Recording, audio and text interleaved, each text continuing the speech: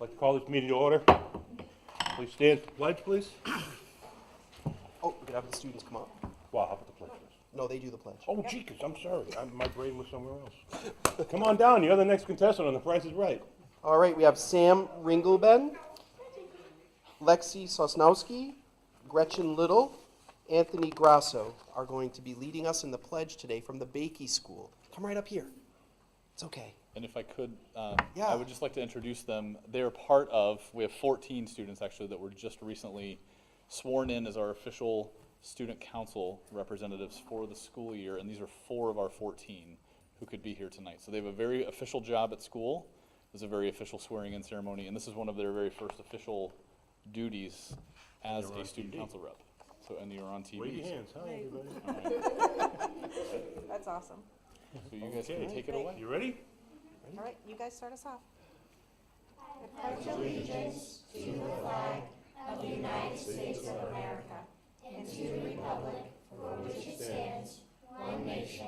Under God, indivisible, liberty and justice for all. Hey, Hold on, wait a guys. minute, Come here. we got- Sam, who's yours? Lexi, Gretchen, and Anthony. Thank you so much. Thank you for coming. Yay. Yeah.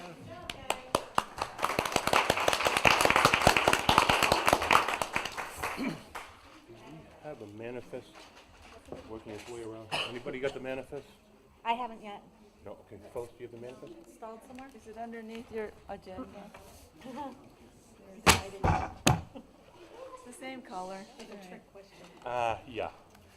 Am I paying attention? Okay, so we're gonna manifest around. Okay, how about the minutes?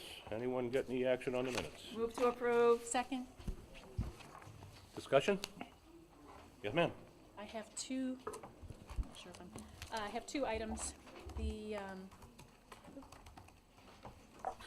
had a member who attended remotely, Mr. Mason, at our last meeting, and we, I think, neglected to note why his personal attendance was not practical, which is required under RSA 91A. So and he's not here, I was kind of hoping he would be He's here. right here. Oh, he is still here, okay, well then. There he is. So from last meeting, we should do that, and I need to identify any persons that are present in the remote location. And all votes need to be roll call. I'll just remind the chair, according to RSA 91A, when someone attends electronically that way. Okay. And I have one other. On page 2, item 3.4, superintendent's report. Instead of saying the NESDEC options discussed tonight will require a 2/3 vote of the community, it should say some of the NESDEC options discussed tonight will require that. Yeah. And that is correct. Thank you. Thank you. Yep. And I'll just remind if we have a remote member, that needs to be included in minutes. Corey, as well. where are you tonight, Corey? I am in Washington, D.C. because I had a meeting with the Council of Great City Schools. And I'm in a hotel room by myself. Okay. Okay, so we do have one member remotely. Okay. Any other comments on the minutes? All in favor? Aye. Okay, that's unanimous, Phyllis. Superintendent's report? Very excited to report that we've had an incredible amount of work get completed regarding our safety plans. The Superintendent Safety Advisory Committee has met regularly. It includes many, many folks from various different first responders in the state, Rockingham County, and Fremont, Newton, and Kingston. And today we had our first training for staff on the ALICE model, which is essentially a model that teaches staff how to respond to imminent threats by taking a more proactive stance in the situation. I don't want to go into too much detail in the sense that they are safety plans, but I did want everyone to know that we're progressing. So we went from the review and consideration phase to choosing a model to now having trained staff in that model, and now we'll run drills with staff and then run drills with students And finally, we'll run drills with staff, students, and first responders from all the communities and Rockingham County. So this has been very, very productive, and I could not be happier with the outcome. And I did want to thank Bob Dawson, our assistant principal at the high school, and Dr. Patricia Haynes for their hard work on that matter, and also for the Newton Police Department. Sergeant DeFlumery did the presentation today for staff, and it was very well received, prepared, and well executed. It went very, very well. And that's my update for this evening. Committee reports, policy. Are there any resignations or nominations? No, there aren't any, no nominations, right? Nope. Oh, see, I think, Oh, I'm sorry, I forgot something. see, I have next to me, Oh, no, just, okay. just so you'll know, okay, you do, but just so you'll know, when I sit down with Superintendent and Phyllis on the agenda, she gives me, mine's a little different than yours, because I don't have to ask them any, and apparently there are some, but, Yeah. so I have things like none, yes, who's gonna speak on what, that you don't necessarily have. I did forget, I apologize, I have the 10-1 enrollments here, and I do believe those were included in your packets. And so I think it's important to note that our 10-1 enrollments overall are identical to our September 1st enrollments, which is very unusual. We just happen to have a certain number of students move out and a certain number of students move in at the various levels. So at 10-1 of 2018, the Bakey School has 354 students. The Memorial School has 268 students. The middle school currently has 308, and the high school has 672, which Mr. Stack wanted me to point out is 30-something students higher than they planned on. So he just wanted to make sure, I think it's 32 more, but it's roughly 30 students more than what they anticipated for this fall. But if I'm correct, that's 1602, and I believe the report, when people were asking about a month ago, was 1601 or 1607? That was I'm not actually, sure. yeah, it's, I mean, as far as projections go, if you have a 10% either direction, you're still considered to be within the norm. right. We're off by a few students in the projections. Right, yeah. We are a little bit higher right now than what NASDAQ projected at the high school level. So we're closer to almost that 10% with the way it rolled out. But I have asked guidance to do a little bit of research about that I'll report out at an upcoming meeting. So I want to know how many kids moved in, how many kids moved out, what grade level. I just would like to get a little more detail before I dive in. But in terms of the core numbers, we currently have 672 students at our high school, which is up some, about 30 students from where we anticipated we would be this year. Okay, committee But the- report, oops, sorry. But the total is only one more than what was anticipated? No, last year, NASDAQ, in one of their reports, anticipated, I think it was, I believe, and I don't want to be quoted, but it was off by one student. No, I mean, So- we're talking 1,601 students, I believe, I believe that's correct. and you said 1,600. Total enrollment for all Yeah. classes. Yeah, our total enrollment for all classes right now is about 1,600 students. Okay, so the total enrollment is the same. Yeah, we're staying pretty steady right now. But that doesn't, I think it's so important for people to understand that, again, 10% in either direction is not unusual for a district this size. So that's 100 students. It could go either way. Okay, committee reports, policy? So we discussed several policies tonight, and we're going to table the policies on the next page under 8182. We modified them slightly, so we'd like to clean those up before you review them. We'll have several policies ready for you at the next meeting. We did discover that we already have a concussion head injuries policy, JLCJ, so we're just going to post that to our manual. We don't have to approve a new one. And our next meeting will be on November 7th at 4:45, and everyone's invited to attend.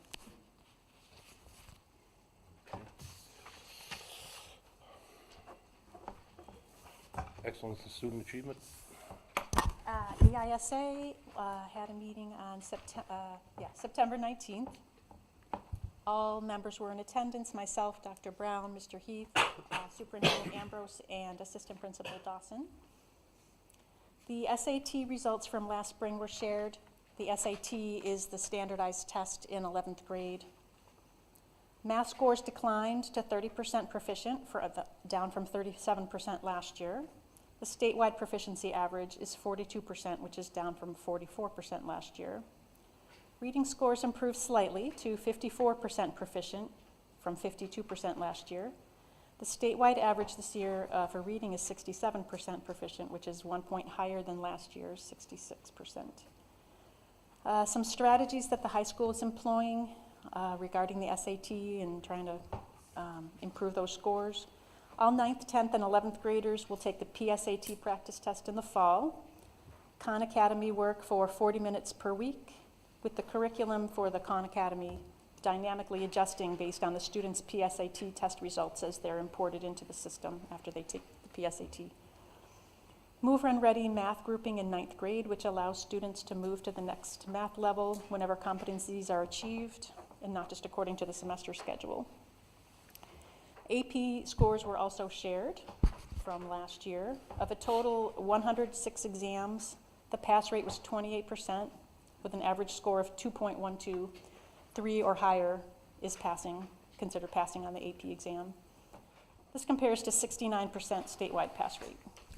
The AP program is undergoing some analysis, particularly in comparison with the dual enrollment program, which has expanded substantially in comparison. In the interim, some strategies for improving the scores would be an increased rate of trial or practice tests, hopefully maybe 3 or 4 of those, without the possibility of reassessment. Including more controls on the enrollment criteria, like prerequisites, or a more generous time frame for moving to another class, should the level of rigor prove overly challenging. Next EISA meeting is a week from today, October 10th, 4:45. Can I ask a question? Can you repeat that part about the practice tests? The PSAT or the I don't know, the part, I got lost. The a bit AP in the or- middle there. or The last SAT? thing you were just talking about is having several practice tests. So one of the things that the administration is looking at in order to improve the AP scores Okay, so is increased having the students take more practice tests at the AP that level. simulate, yes, exactly, that simulate what it will be like when they Okay. actually take the AP exam, thank which you. is, those are given in May.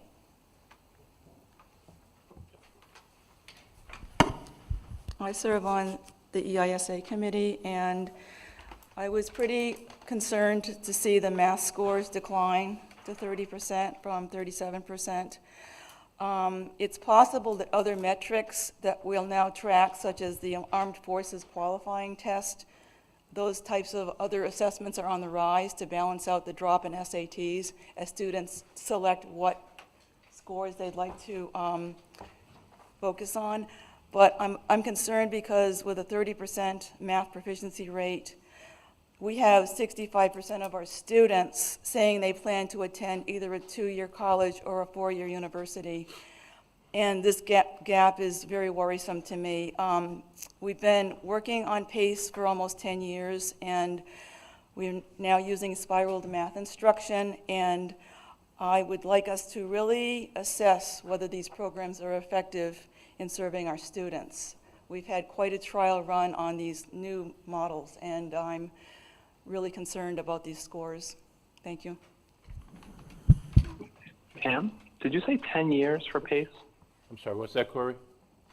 Was It's that 10 been years? You just said approaching that 10 years. I believe Sanborn was in at the bottom floor, No, they've been For doing it. PACE assessments for, I think, less than three. but we've been involved in the program for several years. I'd like to have Mr. Tamel come and present about that. Sure. That'd be the best way to do this. Yeah. I just don't feel comfortable I myself understand. being new here commenting on it, but I think that 10 years is, I don't know. I need Michael to come. And he's going to be It's coming been to do- several years, but we were in on the ground floor. Right, but they haven't been doing PACE as an assessment for more than 3 years, I know, because my kids changed from. But we've been doing it for a while, is my point. Right, but there's Yeah. a big difference between 3 and 10. Not 10 years. 3 and 10 is different, though. That's pretty disparate. Facilities. Facilities Committee met this afternoon. Members present were Dr. Brown and myself. Mr. Mason was absent. Also present were Tom Ambrose, Steve Riley, Michelle Croteau, and Annie Collier. Ms. Croteau reported that the facilities revolving fund balance is $238,715.89. This fund is supported by money collected from renting the district's facilities to outside groups. Part of the fees charged include recovery for wear and tear of the facilities and the equipment used. In turn, money from this fund can be used to maintain and update the facilities and equipment. Ms. Croteau reported on the status of our electrical rates. The current company has raised the rates. Our energy broker is negotiating with them over the increase. Our current electrical contract expires in November of 2019. A new contract has been entered with a new provider at a good savings starting then. Steve Riley reported on the status of the demolition of the Whitewood building at the seminary campus. The hazardous waste removal has been completed. We're awaiting final paperwork for the company certifying the removal. And the permits for the building demolition are in process and will be ready for the start of that phase on Monday, when the demolition company is hoping to start. We also started to review the existing capital improvements plan that was passed when Dr. Blake was here. The plan called for $9.5 million in spending over the next 5 years. $3.5 million of that was for repairs and updates to the middle school, most of it to be done this coming year. The plan was approved without any stipulation how it would be funded. Steve Riley has been asked to create a list of the most urgent repairs needed, plus a list of important repairs along with estimates of their costs. This is district-wide, not specific to the middle school. We discussed and approved the need to repair the roof of the maintenance garage at the Memorial Middle School campus. That roof is leaking, and the school stores supplies there, and maintenance equipment is stored there. The original estimate in the capital improvement plan was $48,000. Steve has gotten recent estimates for a complete re-roofing, including ice and water shield and drip edge, for $7,000. Early this year, the Swayze gym roof was replaced at a cost of $250,000. That was a savings over the original CIP estimate of $108,000. The next step with facilities is continue reviewing, including the NASDAQ study, and to come up with a workable and fundable plan. That's it. Finance, or was that also the finance? We reported on that last meeting. Haven't met since. Karen, public relations? Public relations on the agenda for today is the school board community evaluation form, which we can do now or later. Well, I guess I'm asking what you want to know, because I still got 2 outstanding, I believe. No, no, But that's not. public relations Oh, is I'm the sorry. community evaluation of Community, us. okay, all right. While I'm on agenda. that, I know I'm off base here, but I still need 2 school board members, superintendent evaluations. I was in the right chair, but the wrong, That was personnel. right? But the wrong church. So public relations, there's nothing unless we're gonna do the school board evaluation form now. Or are we gonna wait? It's your committee, what Down. you, Which is what on the would you agenda, prefer? it's Yeah. on the agenda. Yeah, let's do it at 6.1. Is that 6.1. 6.1? Okay, Yeah, we'll do that's it fine. at 6.1. Then nothing to say about that, public, Karen, Yep. could I say one thing about the oh yeah, PR? About so, have at So it. I just wanted everyone to know that we are moving forward with engaging our local realtors and having conversations about the district. What happened is the administrative team met in August and had a conversation about putting together an informational pamphlet about the district. That informational pamphlet will now be going to the Public Relations Committee for review, and then to the board for review, just to get feedback, because we want it to be, a well-supported document. And then we're gonna schedule an informational breakfast with a number of realtors in the area to share those pamphlets and to have some conversations with them to get feedback from them. I just thought it would be good for y'all to know that that's in the works, because it's kind of been a little bit, not slow-moving, but they've done a fantastic job on this pamphlet, and then I'm looking forward to your feedback on that. And I do want to say that Mr. Stack volunteered to take that on when I sent it out to the admins, and he's worked hard on it. Great. Oh, one thing, which is the updated school board posters with all of our smiling faces should now be up in all the buildings. So they've got our pictures, our names, our town, and then how to contact any school board member by email. And they're up at all the schools, in case somebody's dying to get in touch with us and see who's who. Okay. Personnel. Nothing from personnel. Oh, public relations, sorry, one more thing, which Yep. is our next meeting for public relations and personnel was actually scheduled for the 24th of October. I'm canceling the personnel unless, Tom, you have something that needs to happen. So personnel is canceled, and I'm wondering if we can move, therefore, the public relations to 5:30 that day, right before the board meeting? Fine. Is that fine with you? That's fine with me, Jim. Oh, I'm He's sorry. not on public relations. Corey, 5:30 On the 24th. on the 24th? I could be present that day, yeah. Okay, Okay. so that'll, public relations, 5:30 on the 24th. Thank you. Thank you. Okay, okay. Corey, anything on Seco School of Technology? There was a meeting last week. I did not attend. Mr. Ambrose, did you attend? For the Seco School, no, but I did read the minutes. They've had a really good, Okay. situation with their budgeting due to some new hires for teachers and enrollments, and we're beginning the process of preparing the budget for next year. Okay, seminary discussion. Anything? You may not have had a meeting. Well, we had 2 meetings on September 10th and 11th. The next meeting, I believe, is October 9th. Larry, you're up. Well, we This have is a budget, meeting- sorry, budget. We have, we have a meeting for the Budget Committee on 10/11, 7 o'clock right here, Okay. That'll be next Thursday. next Thursday. What time? 7 o'clock, Where? right here, In the library? yes. Okay. Adam, how you doing? Spectacular. Student council report.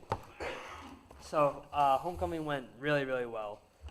The senior class won our third year in a row.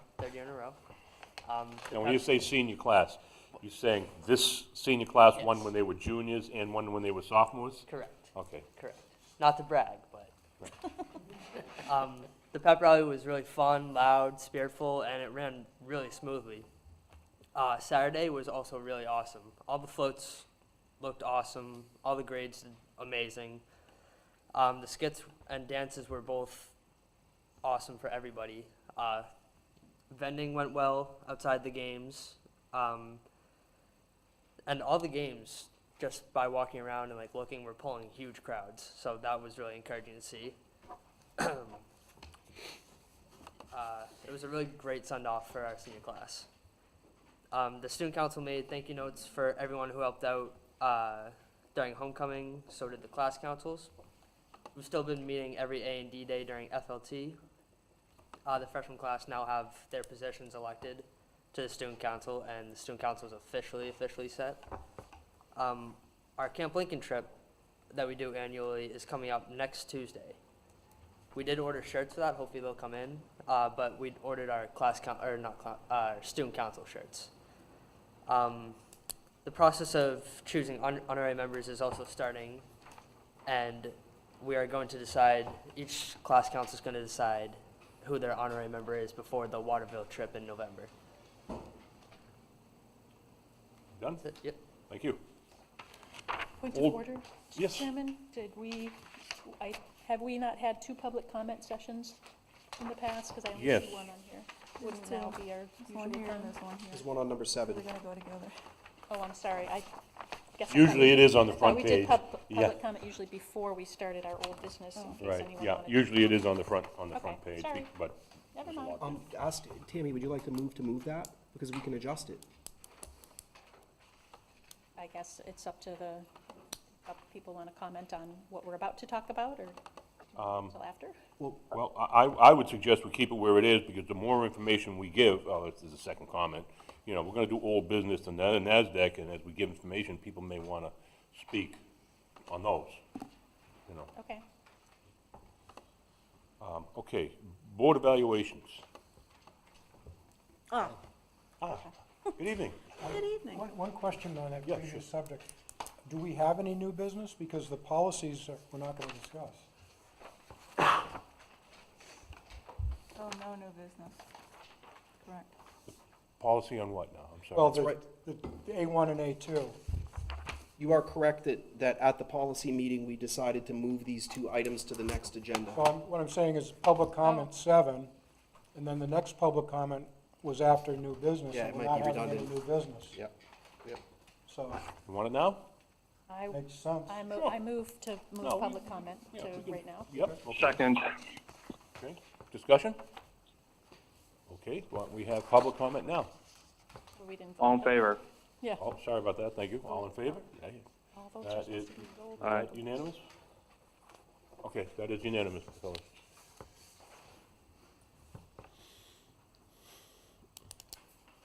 Hi, Annie Collier, Newton. I had some comments that I wanted to make. I've had the privilege of attending some of the subcommittee meetings. The EISA 2 weeks ago was really great to hear how the administration is working to address some of these scores. And I certainly hear Dr. Brown's concern about whether we are doing that and whether we're preparing our kids well enough. It seems that they're really doing some good things. I was very impressed with what Mr. Dawson had to say. And grateful to the EISA for Mr. Broderick for, pushing to get that formed and for the active work that they are doing. Then I attended the facilities meeting today. And another thing that I wanted to compliment this current board on is the way that you are bringing in the administrative team to give you input.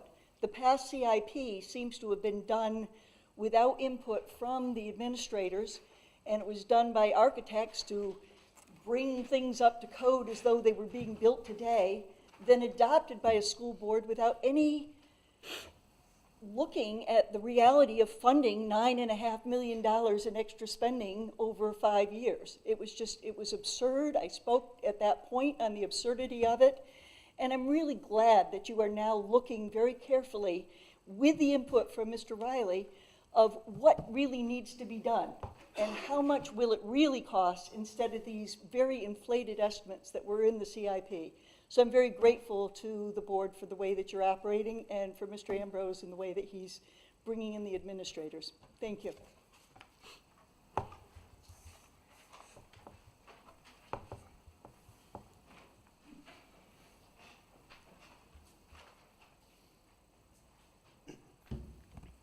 Hi, Jamie Fitzpatrick from Newton. I'd like to return to the discussion I've had previously about the grading system, particularly with the math grades declining down to 30%. I'll focus my comments now on the elementary school, and over succeeding weeks I'll start getting into some of the other areas. I think it starts in the elementary school. Presently in the elementary school, the difference between the two top levels of proficiency are a comparison of two sets of words.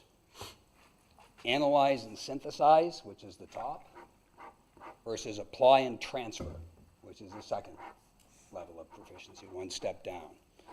The methodology that we're using to determine the difference between these words is not clear.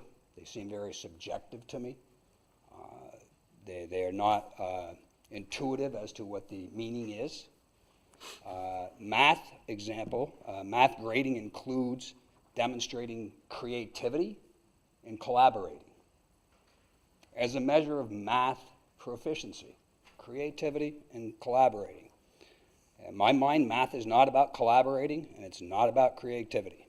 It's about understanding math and being able to demonstrate the understanding by solving math problems. The proper and correct means of assessing the ability to solve math problems is what percentage of a group of problems on a specific topic can be consistently solved correctly. That is measured by what percent can you demonstrate that you can solve that you have mastered that concept.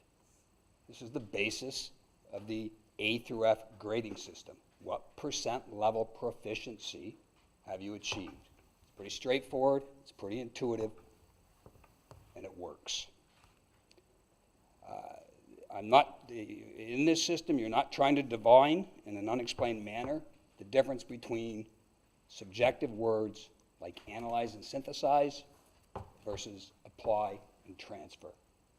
I would suggest to the board that it would be worth their while to investigate further the systems that we're using for grading throughout the district, and give a look to go back to a proven methodology that is intuitive, is understandable, and parents can stay better engaged and involved with their children's education. Thank you.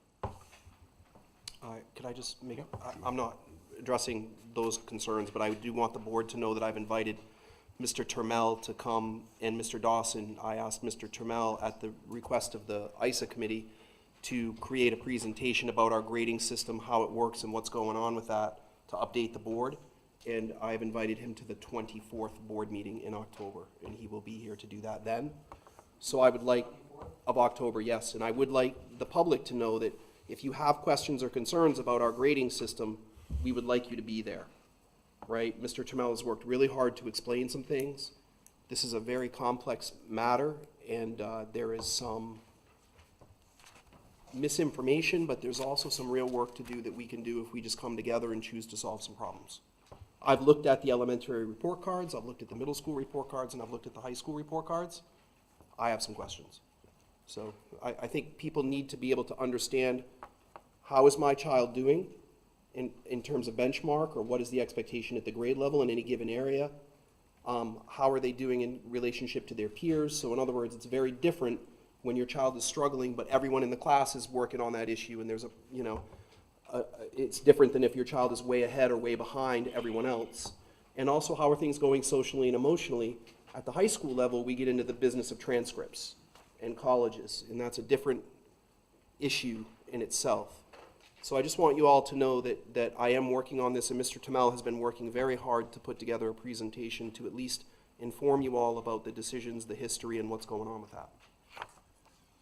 Is that going to include explanation of why the administration thinks this system we've been using is better than the traditional system?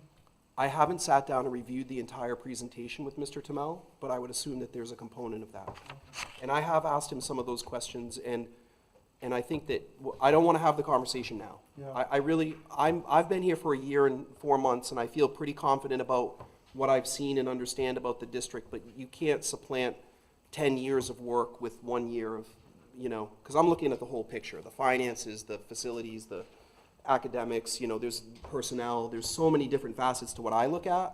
Mr. Turmel's role is to really work on this area, and so I would like him to come and talk with you about it, because he's the expert. The only reason I ask is because I've heard those presentations before, Yep, but I haven't heard specifically why it's better. okay, Yep. thanks. I'll talk with him about that, and you'll be able to ask him that night. Thank you. Should I say something or not say anything? Because this is not on our agenda. Yeah, fair enough. I know that, but I think he was responding to let the people know based on what Jim said, and then he came in and Fair enough. you're 100% correct. So I'm not going to say anything. What do you want to say? I mean, we've opened the No, door. because I don't want to go, again, this No. isn't on the agenda, so I don't want to I start. think what we're hearing I'm is, saying we're going to on have What a I'm fourth. hearing is it's going to be on the next agenda, so There at we that go. point, Yep, I will. and if you'd like to email me some questions in advance to have Mr. Turmel consider, I would certainly be happy to receive those. I think we're going to have a full discussion the 24th on the whole thing. Okay. Board evaluation. Are we done with public comment? Does anyone else?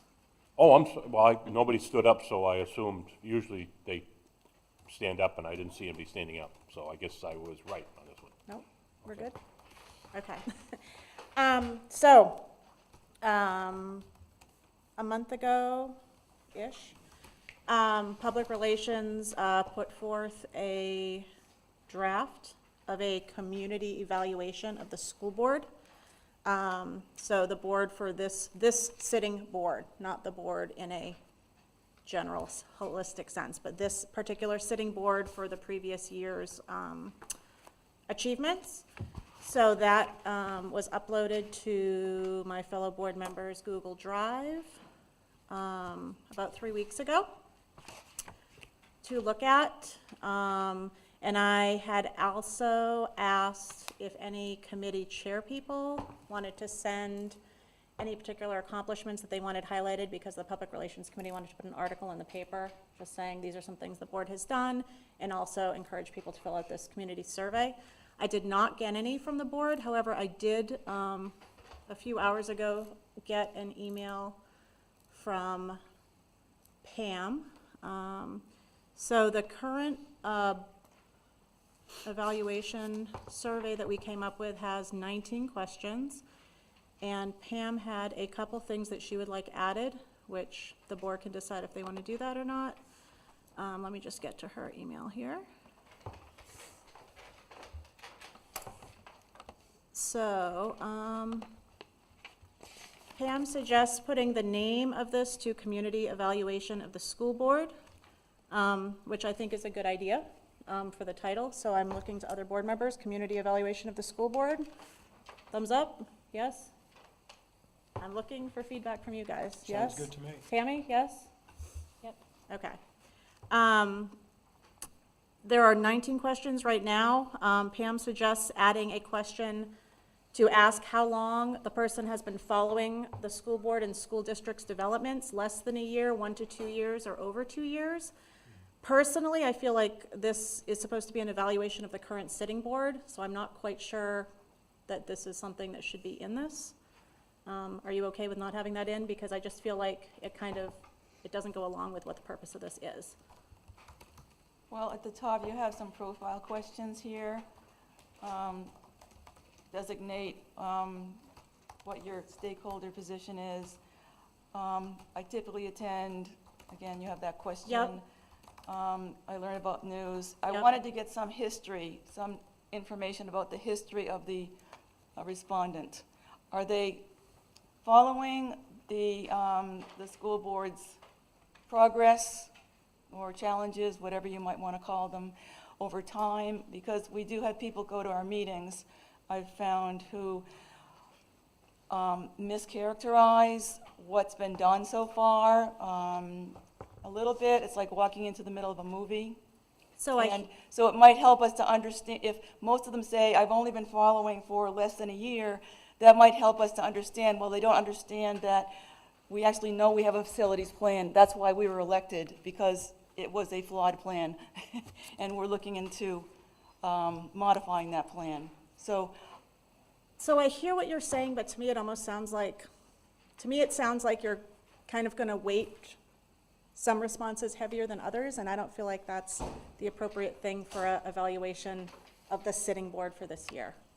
I do understand why you want that information, but I feel like that's not appropriate for something like this, where, to me, every response we get, we need to weight the same, not weight them more if somebody just has a child who has gone into school, for example, they Yeah, might sure. just now be interested in the school board, and I don't Right, think that gives which them would be less fine. credibility responding. So I personally don't want to add this, but if most people on the board want to, that's up to the board.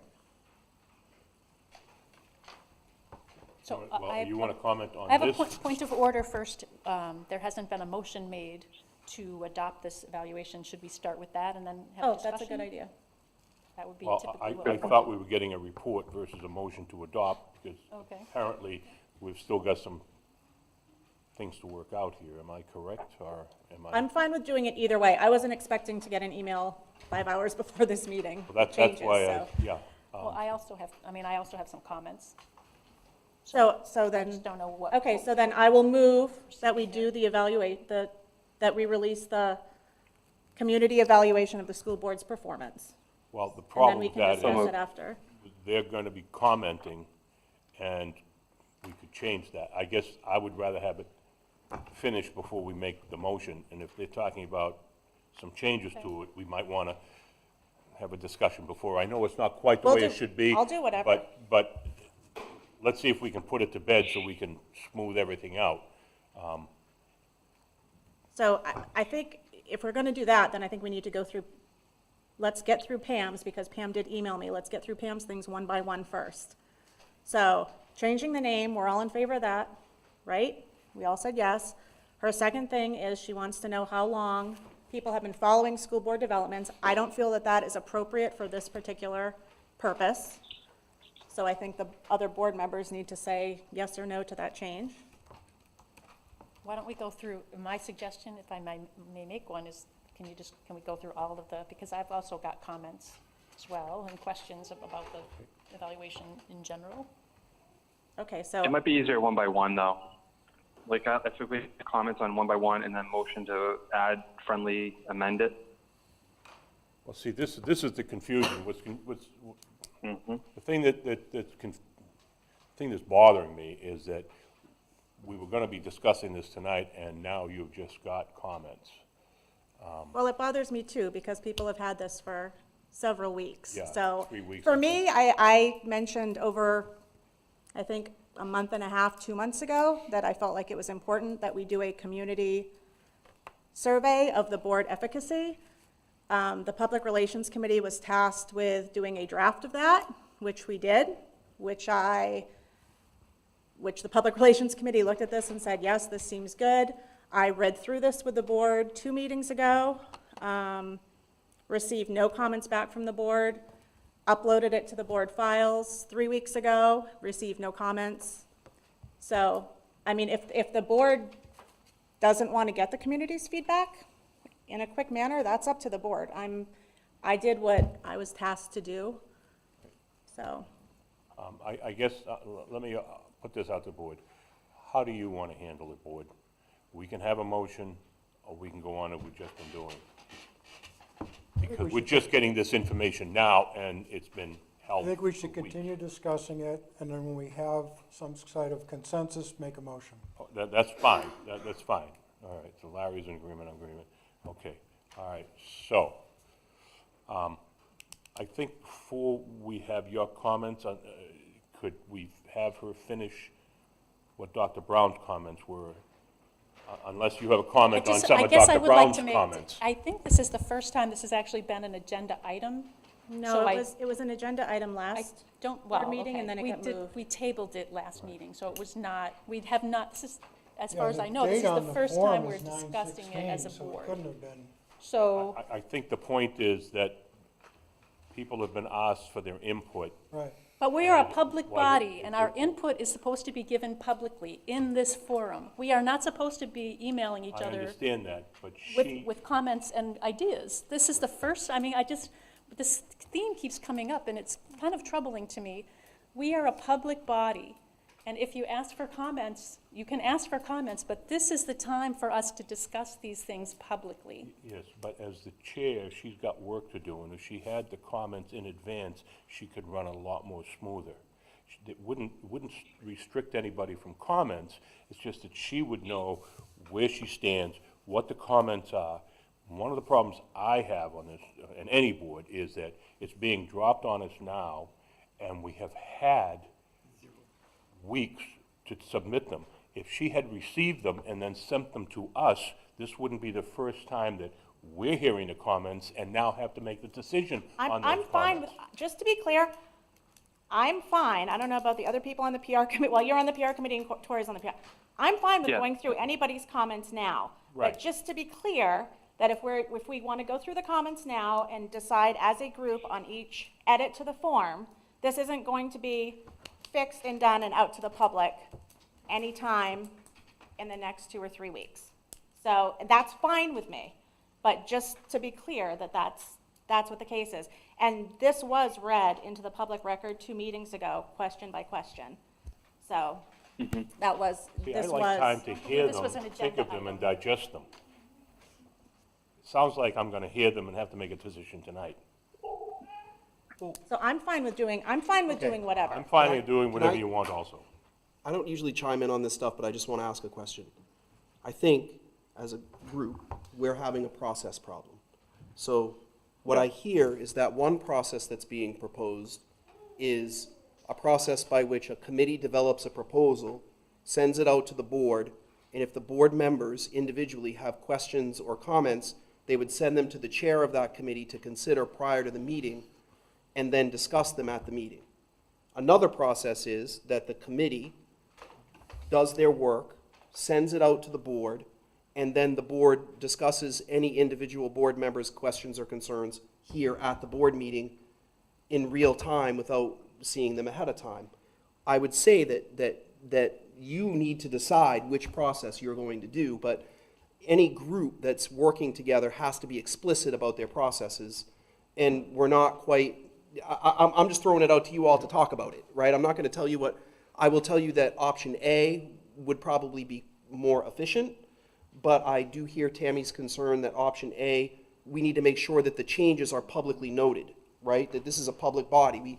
You should not be going back and forth discussing it, but you can email your thoughts and comments to a chair of a committee to consider. But I- Like that's, okay. right? You I don't can't think have a that should virtual be meeting. My opinion would be that should Right. not be a requirement. That should not be an expectation. We Okay. are a public body, and our responsibility is to deliberate in public. That's our charge. That's part of We would statute. deliberate in public, but I now am hearing these changes for the first time. Because this is the first time it's been on the agenda to discuss. But I thought we were going to be voting on them because we've already gone how many weeks now trying to get this through? So I would like I said, I have no opinion one way or another. I would am encourage happy the to do board whatever. to decide on a process and then implement it from this point forward, right? Let's do we need to have a norm so that we can do this and know what the deal is. So if that's what it is, that the chair sends it out, everyone reads it and we discuss it right here, that's fine. I'm just simply saying that you need to figure this out because it's kind of been tough these last Got few a meetings. suggestion, that the chair send out, or the committee send out a request for input from the whole board once they have it to the form that they like it. And then that input comes back to the chair, and then we have a meeting and discuss the result. I thought that's what we did. Okay? But in this case, the board's been in place since, what, mid-March?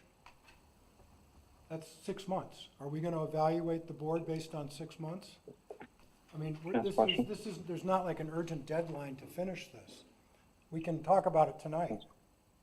Doesn't have to go out tomorrow. Well, we could also have everyone send thoughts and feedbacks and talk about it next Sure. Wednesday or the 24th, but I think that Taryn's point was that there was some folks felt that, and I'm only speaking because I was in the meeting with the committee, that there was a little bit of urgency. I don't know where that came from, Jim, and I'm not saying that I agree or disagree with that.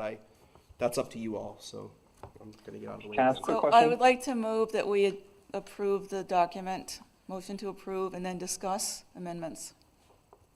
Second. Discussion?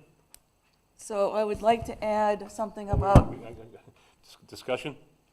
Well, isn't We that, have to vote first, don't we? Yeah,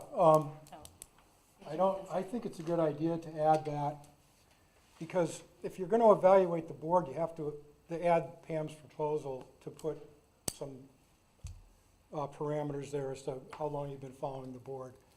Because if you're gonna evaluate the board, you're evaluating them within some context. It's the board from March, and what do you know about the previous decisions? And because you kind of need to know a little bit about what's gone on in the past to know how the board's doing in the present. That's all my thinking about it. Not to discount anybody or to rate anybody's input higher than the other, but to know that is helpful, because when you look at somebody's input, you'll be able to see, well, they've been following this for years, they know the history of the district, or somebody's new, they've been here 6 months, they know what they know, and they've seen what they've seen. But I think it's good information to have, just as it's good information to ask about whether they've been to occasional board meetings, or I do not attend board meetings, or I've been to some board meetings, or whatever the question above it is. That's all. I think one more question isn't gonna matter. No. I mean, Dr. Brown Actually, actually. Pam was next, I'm Dr. sorry. Brown actually had begun. so following the developments doesn't mean you had to live in town or have a child in our school district. You may be reading the newspapers and watching the videos for quite a while. Could be all kinds. Or you've read the minutes going back 2 years, so you don't have to actually be here for 6 months or longer. So, I'd also like to change the ratings from yes, no, I'm not sure. We need to Could you hold on decide one if we're second making here? that edit or I not. think Taryn, Are we voting on one change at a time? no, but he commented, you commented, and you had Oh, your hand up. Sure. Do you have a comment on what we're discussing I now? have several comments. Okay, on what we're discussing now? I have several Yeah, okay. comments on No, the that's fine. school board evaluation. That's what we're discussing now. Well, I would like to get this issue squared away first. Oh, If this is gonna be, I mean. Are we okay. Are we presuming that this is something we want to do as a board? Because, So that was, I mean, that specifically wasn't my question, but my question, which I think kind of touches on what Dr. Brown was mentioning, was I would like it if we had a discussion about how we're gonna use the results of this survey, how they're going to inform us, and that sort of drives a little bit how the questions are asked or which questions are asked. Nothing is more irritating or erodes trust more, than offering a survey to a community and having them give you input and then you don't do anything with it. I agree. So how is this going to inform us is my question. And it's sort of specific to Dr. Brown started to say is I think it would be more helpful or more useful if instead of asking just plain yes, no questions, we would do a scale, which we typically Yep, would do. which I was getting to, 0 because that was 5 or another 1 one to of 5. Pam's suggestions. So I'd like to change it from yes, no, I don't know to So can we go back, because agree, we still somewhat haven't. agree, no opinion. Well, I think we're still on the process, are we not? Yes. Do we have an answer to that question that I asked? How is this, what are we planning to do with the results? How do we want the public to inform us, and then how are we going to respond to what they have to say? Well, I think like anybody getting a job evaluation, I would hope that we would look at the feedback and discuss it amongst ourselves and see if there were some areas that we felt like we needed to make a course correction in. So how is the community going to best communicate that to us? I guess I feel like yes, no is not the best way, and if we stick with yes, no, then and even if we don't, I think we should also add in some of these questions, maybe not all of them, why do you feel this way? Or especially if it's, if you strongly disagree, what those are are you all- looking for? What's your expectation that we're not meeting? Right, so if we could continue to go through the suggestions that Pam made, one of her suggestions was changing it to 5 options. Agree, somewhat agree, no opinion, somewhat disagree, disagree, which would also mirror the evaluation that we developed for the superintendent, whereas if we said strongly disagree, that there was, if you say this, then please make a comment with that. I would agree with that suggestion. I have a couple others. Well, we still haven't addressed if we want to do the less than a year, 1 to 2 years, over 2 years. So, I'll make a motion that we wanted, We've already got one motion. I think. okay. Well, what's the motion? Oh, well, To do people approve want to it? make that edit? I'll edit this, whatever. This is, I don't think we want to approve it as is, it seems. We want I to think, modify it. I think what I would like to see is what I thought we were gonna have tonight, and that is that these would be submitted to the chair, who would then put them in, and then next time we meet, she would, in a sense, run the board by saying, these are the suggestions submitted by the board members, and we would discuss them then, rather than, and we would already have received that information, so that I will have read it, or we would have read it at home, and we would be able to talk about it, because it wouldn't be the first time we're hearing it. That was my point, that I have no problem with the information given, and I have no problem with going over the information one by one by one, but I certainly would like to have it so that it's not the first time I hear it, the night of the meeting, that I'm also gonna be making a vote. so can I summarize what you said? So what I'm hearing you say process-wise, so listen and make sure I'm summarizing this right, is take all the suggestions about this, email them to me Right? at the next meeting. Email them to me, I will summarize them, make it a document for everyone to have at the next meeting. These are the Even suggestions. necessarily have to summarize them. These are the suggestions that have been made. Yep. At the next meeting, we discuss, and then, And you would lead the meeting, Do it or not suggestion do it. number 1, suggestion number 2, so that we've had Is time that to what I'm read them and hearing? synthesize them. so that everyone has a chance to see what people's suggestions are. That's fine with me. All right. So I withdraw my motion to approve this document for tonight before the evaluation drops any further, pending So evaluation. the motion has been withdrawn, so. Right. So the, Discuss our changes, and then you can bring the document back with our, so I'd like to have an array of options. And my last suggestion would be add a question 19 after 18. Overall, I am satisfied with our school board's performance. Agree, somewhat agree, No opinion. Well, send that to her. I did. Yeah, oh, I've got okay. Pam's. Okay, all right. Pam did hers. Mr. Chairman, I move that this come to a halt. We had a motion that we should decide how the procedure is supposed to be run. I think it's time we go back to that motion and get it answered. I move that we use Appendix A as the superintendent addressed it and proceed from there. Okay, am I And that correct? was the one where the information is presented to us after it is received. Right, right. And then, okay, so just to get this right, make sure I'm correct. Oh, I'll second that motion. Discussion? I'm going to discuss first. Information goes to her, she'll take it, To disseminate. whoever the chair of the particular committee is. Yes, well, yes, okay, I'm talking That's about this correct. specific thing. But you're right, in the future, go to that person. It'll then get disseminated to school board members, so they have time to look at it, discuss it, look at it, think about it, and then they'll be able to discuss it prior to meeting tonight, discuss tonight. We've done this luckily not this year, not this last couple of years, but my first year on the board, things were dropped on us that night, vote on them that night, and then, repent at our leisure. I don't want to go back to that. So let's submit, I agree with you. Anybody in disagreement with that process? Do we need a vote? Yes, you do, all right? I think we need to be careful about not violating the, quorum, whatever, the law that requires us not to. We're not having a discussion. She's Outside just disseminating information to us. We're not making a decision, that's the We're not first thing. having Well, meetings. dissemination of information is Is fine, not but you're also illegal. including in that we're, we're also supposed to disseminate information, or whatever, send information back, return information. so- I want to make No, sure that, time I out. just want to make There's sure that we're going to confusion have here. public discussions on this. That is not a decision, so that as long as no decision is made, Well, not you quite can right. do it. You're not deliberating anything. That's right. No, We're also no, not just- talking about a back and forth. We're That's talking right. about, you're the chairperson of ISA, right?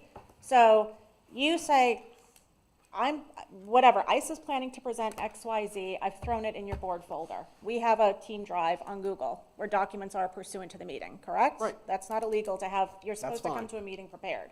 So look at the documents I put in the folder, and if you have a comment, email it to me. You do not respond. Then, when we all come to the meeting, we have the comments and can Well, discuss them. It goes further than that. It goes, if people do comment, she sends that information to the board members, who then read it. But not as in- that's where, No, as a these are the, document in the these are board the folder. suggestions that were made. It's in your folder. Nobody's making Right. decisions. This is disseminating information so that I have information that I can make an intelligent. It's the same as decision. putting the policies ahead of the board meeting in the board folder. Exactly. Pam doesn't come to the board meeting and go, surprise, this is the work the policy committee's been doing. Right, right, yeah, okay, so, is that the policy we now want to adopt, that information would, That is a practice. motion that that's on the feedback not a would go to the policy. chair of the committee, the chair would just send the feedback information out, so we can look at it and be able to have an intelligent discussion before we vote. Yes. So move the question. All in favor? Corey, I lost you on my computer. Can you say yes or no? I lost Corey. Yes, Yes, I'm okay, here. fine. Oh, there you are, you're back. All Oh, right, you gotta thank go opposed, Pete? Opposed? Okay, yeah, I'm sorry, I was looking at Corey. Okay, opposed? One. Pam opposes? Okay, so board evaluation is going to be put on to the 24th, Phyllis?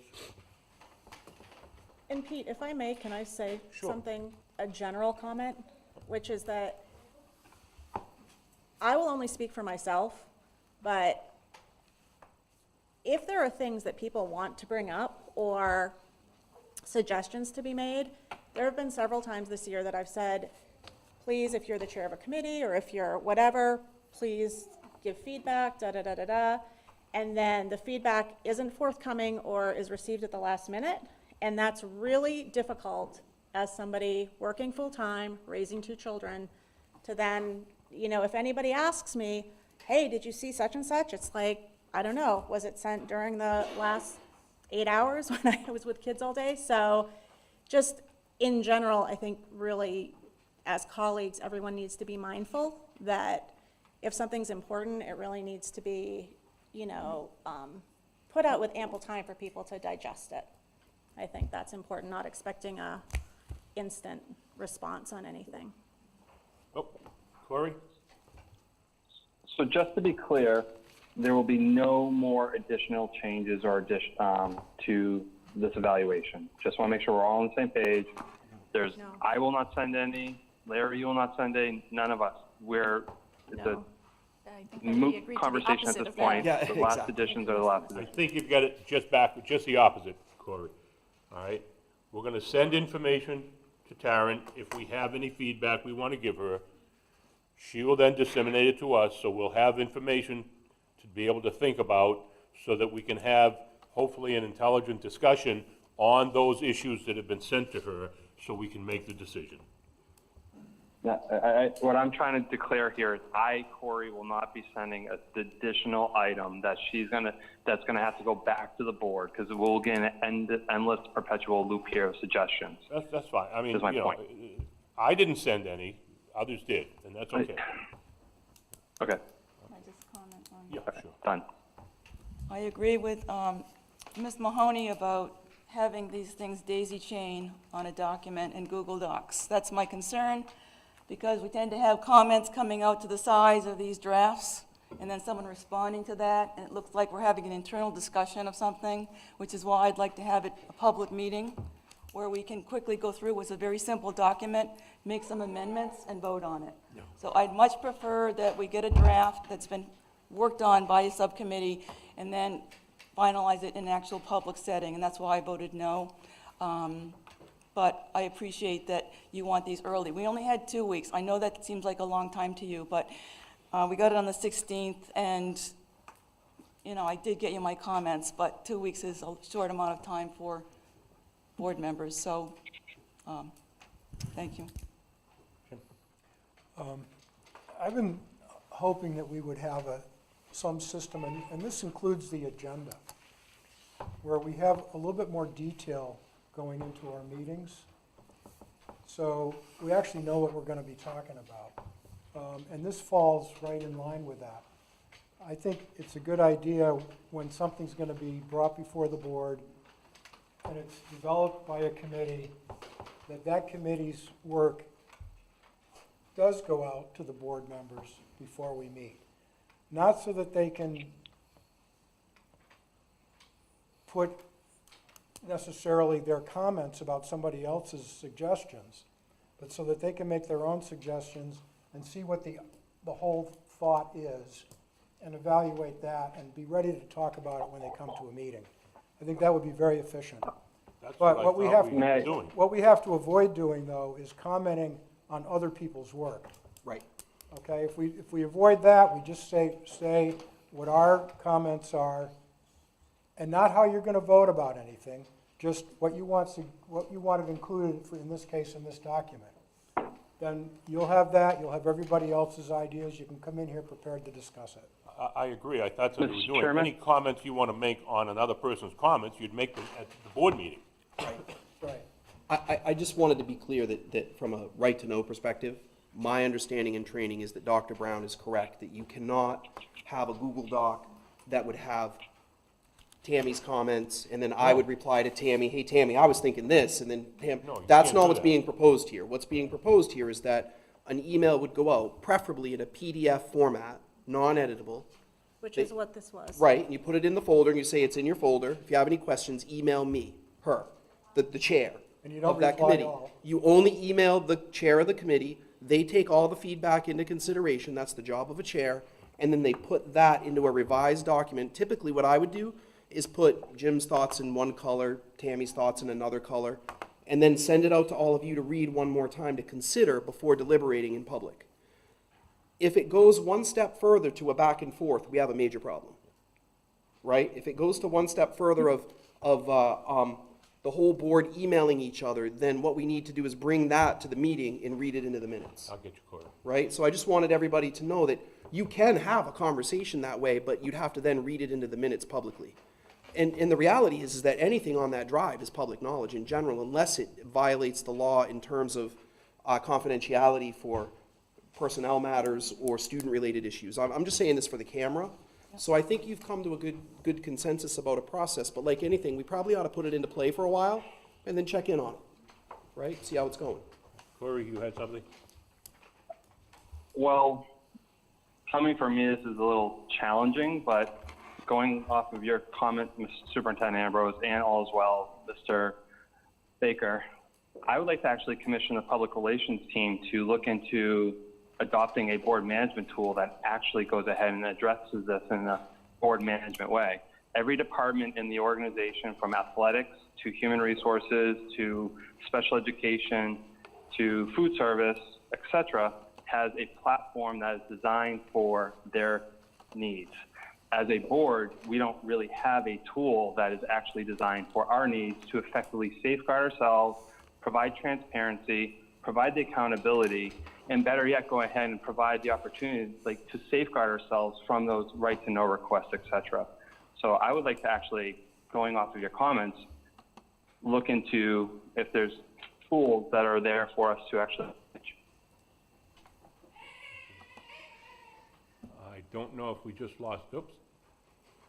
No, Corey, are you it's come still back. there? Sorry. I'm still here, yes. Okay, all I have is a Spotty telephone, I internet don't have you services. anymore. I've just got a That's fine. telephone symbol, Fine. but, okay. Should, my question is, We should the move on? Public We all- Relations Committee look into this? Okay, NASDAQ, next steps, I believe that's you, Superintendent? I just wanted to make sure that Corey got his question answered. I'm not sure he's there. Thank you. You can see. I'm when here, I on can the- hear you, don't worry about that, I can Okay, hear you. all right. So I have a couple of things that I wanted to talk about with regard to the NASDAQ study. I did talk with Phyllis, and we posted that the survey will be available to the public until a week from Friday. So we figured that would be enough time to compile the information for the October 24th meeting to have a discussion. But I just wanted you all to know that at this time, we do have already 427 responses. This and him, So I can do that. I'll just leave it that's like fine, that. that's fine. We have 427 responses, and it's interesting because it's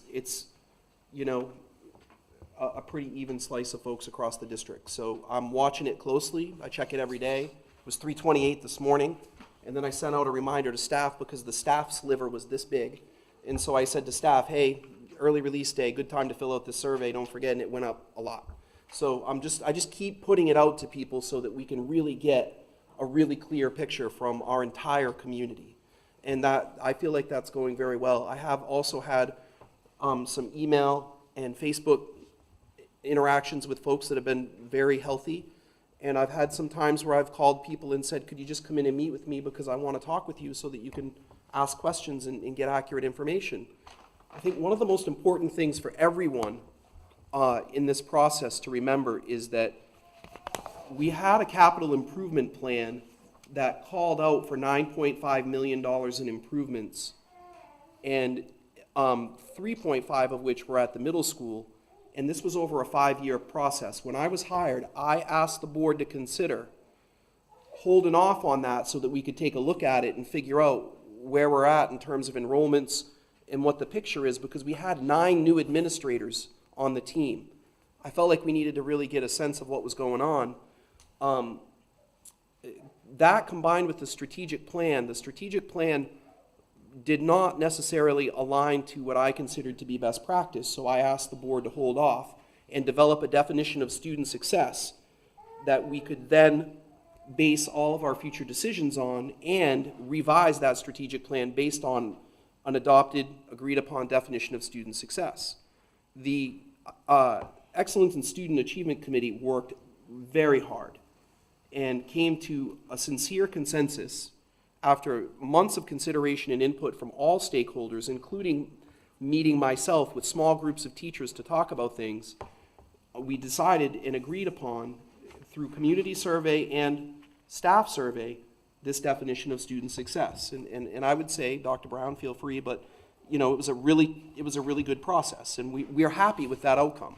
because it recognizes kids that may not be going to a four-year school and some of the incredible successes that we've had, while also taking a look at different areas in the district that we might want to improve.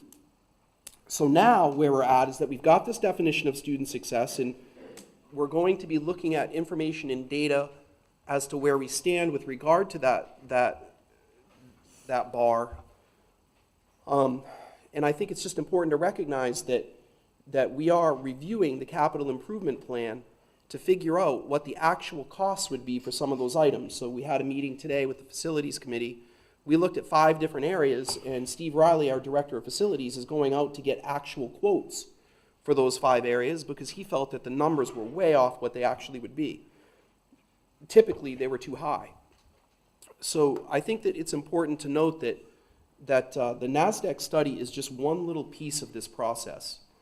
And it is a piece that's important in the sense that it gives us the enrollment projections, which is not a crystal ball. And NASDAQ said themselves at the presentation, they cannot guarantee 100% accuracy of the projections. They can only study our community, our real estate sales, our live births, our current enrollments in the enrollment trends. They said that to be totally fair, and we knew that when we hired them. They thoroughly went through all of our buildings and assessed the longevity and effectiveness of the buildings, but they did not attach any dollar cost to anything. That's not their role. Their role is data and numbers. So the next step in this process is that the board will need to take a look at the survey information and consider that, which I have made it very clear even in the survey document that it's not a vote, it's input, right? This is not a ballot, right? A survey is not a ballot, it's just input. And it's important input because it usually, if a survey has a really strong trend, it helps us. If it doesn't, then that leaves us with more questions and potentially more processes. Right now, it's hard to tell, and that's why I felt like we really needed to give it a full 2 weeks for people to fill it out, because just this week it went up by hundreds on the last few days. So having said that, the process that we're looking at this point is as follows. The board will need to receive the survey information and have it presented to them on the 24th, and have a conversation about the options they would like the administration to deeply explore. Right? The administration then will need to work for a number of months to come up with the answers to all of these really important questions that parents have asked. Some of you are right in the room. You've asked really important questions.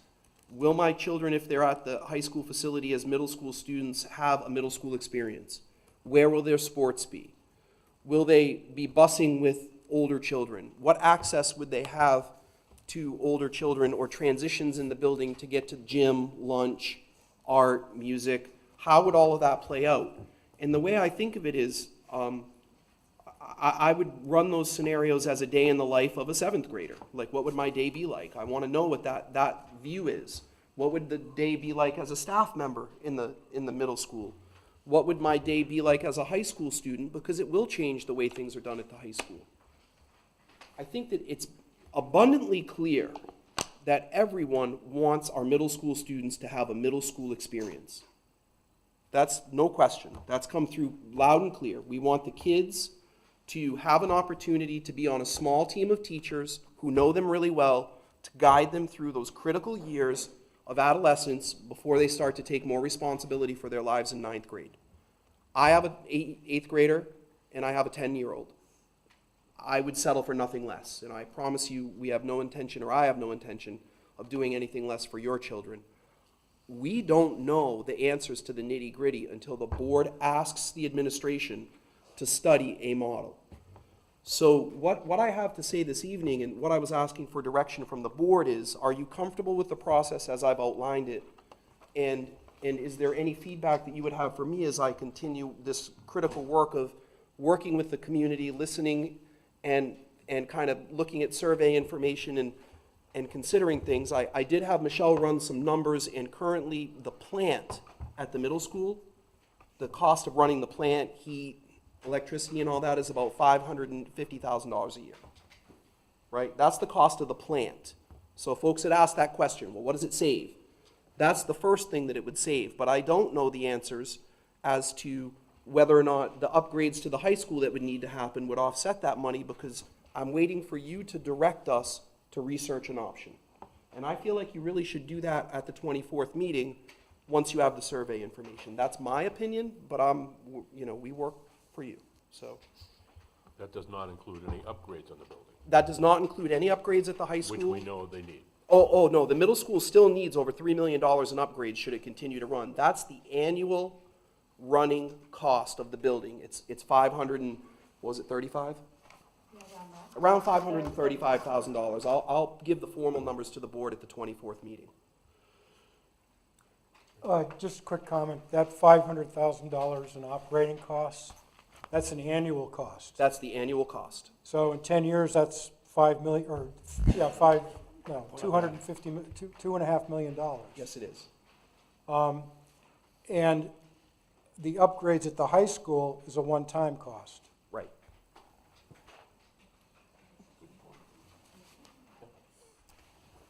So regarding our last meeting, I wanted to share some thoughts. I really appreciated everyone who turned out for the September 19th meeting, and I especially enjoyed the comments about long commutes for the pre-K and kindergarten kids. I think these are important concerns to bring up. We were asked if we were reinventing the wheel by conducting the new NESDEC study, because we already have several plans ready to go. The reason we had the NESDEC study done is because we currently have a 5-year strategic plan, capital improvement, professional development 6-year plan, and an IT 3-year plan. And the reason we're reviewing our district is because our plans are flawed. And we are well aware of the plans, believe me. We've gone through them in detail, and I was elected and re-elected to assess them, and that's what we've been doing. With falling enrollment, we have become facilities rich and salaries poor. Our new high school has so much excess capacity, it is now occupied by half of the student population for which it was designed, and millions in facilities spending was being planned. Meanwhile, our teacher salaries are not commensurate with high-performing districts. I hope you don't mind if I read. I wrote some notes down today. I'm concerned about Mr. Baker's proposed goal of 0.5% budget increase for 2020 being viewed as an unworkable goal, because just last year, the relatively level budget we approved was viewed as a reasonable and practical plan. And our chair complained about the factor of inflation without factoring in the anticipated continued decline in enrollment, which NESDEC anticipates will be another 5% annually coming up.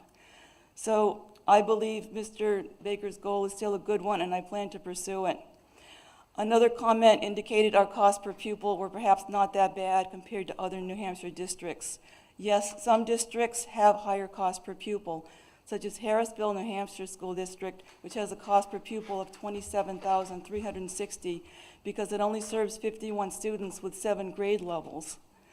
The enrollment situation is much worse than ours, but that does not mean we ourselves lack rebalancing opportunities. So we do encourage public input, but it's important to remember, like I said, you're walking into the middle of a movie. We spend 10 to 30 hours a week on board work, research, and meetings, and many of the issues raised are on our radar. Thank you. Mr. Chairman, I need to correct that statement that I made. 500,000 for 10 years is $5 million. Thank you. I didn't want to correct you. I was like, yeah, a couple million, we're good. Thanks, Jim. So much for math scores. Yeah, really. But I did it in my head, Yeah. both times. Yeah, I go over 10, I gotta take my shoes Right. off, so, it's, you know. Just add a 0. Okay. Superintendent's evaluation, Taryn, if I, Wait, I'm wait, sorry, we was gotta, there- we gotta hold on, because I need to know if the board is okay with the direction that I outlined. I need an answer to that question. Do you, we can do a straw. okay, thumbs up? It doesn't, you okay? How many options were you expecting us to narrow it down to? Well, 3? I think that the thing that you're going to have to consider at the next meeting, and I'll just give you a preview as a board, is that there are some options that would require us to change the Articles of Agreement. there are some trends that I'm hearing and seeing in the many, many hours of conversations that I've had this month that you're going to want to consider. I think that we should really look at that survey data and talk about it. I don't think that we can do more than 2, right, as a team. It is a lot of work to parse this out. And I want you all to think about that, because I think that please tell me if I'm wrong, but the general consensus or the energy in the room the other day is, when we had this hearing with the community, was, yeah, we kind of don't like this, but if enrollments are declining and we have to do something, we might be able to live with 7th and 8th grade going to the high school building if you can ensure us that our kids will be safe and healthy and have a middle school experience. And kind of the feeling was, we are not ready to go with changing our pre-K 6 buildings yet. We're not there. We like our local community schools. And that has been reflected in the survey data thus far. So let me just kind of keep doing this. And folks in the audience, if you'd like a little more time to talk to me directly about your questions and concerns, please call me and schedule a meeting. I have no problem with spending an hour talking with folks from the community, because I'm raising kids too, and this is important, genuine, difficult work that we need to ask questions. The other thing is, I'm really happy about the number of questions that have been entered into the survey, because we'll be able to take those into consideration when we make plans. Please continue to do that. Okay, so, I think we had a universal thumbs up. Right? Okay. Thank you. Okay, superintendent evaluation. Before I turn it over to you, Taryn, Has nothing to do with me anymore. somehow, okay, all right, so I think that would be me then, because Yeah, just I an have, update. yeah, That's okay. you. Okay, I'm still need 2. Try to get them to Phyllis in the next couple of days. I have received 3 tonight, 3 or 4 tonight, I think there's 4 there. I have my own, of course. So I believe I've got 5, so I need 2 more, please. I can start working on these, that's no problem, so I've got enough work to do here. So if you'd get those to me, I'd appreciate it. Anything else on superintendent update anyone would like to ask any questions about? All right, I will start working on these probably tomorrow or the next day and get back to you here. Okay. We did the public comment. New business. Am I correct, you want to table those? Yes, so we're Yes. going on to the second public comment. Okay, okay. Now, when would you like to table them? Now, I've got to tell you, the next meeting we have is with Fremont. That is next Wednesday. I don't know if you want to table them to there. The reason I say that is I don't know how much Fremont wants to discuss or how long it'll take. I have that. Okay? I don't know how long we're going to have and how long it'll take, but I do know there's going to be a non-public that could end up taking a considerable amount of time. So my question is, do you want to put this through to the 24th? I'm flexible, you decide what you can put on the 2 Okay. agendas coming up. When Pete and I meet about the agenda, we'll discuss that, because these 2 policies would be really quick, and it's just the first read. And that's fine. I just Yeah. want you to know, Okay, know. yeah. I Okay. just know the backlog of policies that's coming our way, so I Okay, think whatever we alright. can do to keep moving them, but I did want to say that I've got a list here for when we get to the next agenda. I've got a list from Fremont of things for us to place on the agenda. I just wanted you to know that It's fine. I'm not able to necessarily control the agenda when Tom and I and Phyllis sit down, so, Yeah. all right. So we'll move that probably to the 10th, I guess it is. Sure. Okay. Public comment, second public comment. Any second public comment? Come on down, you're the next contestant on The Price is Right.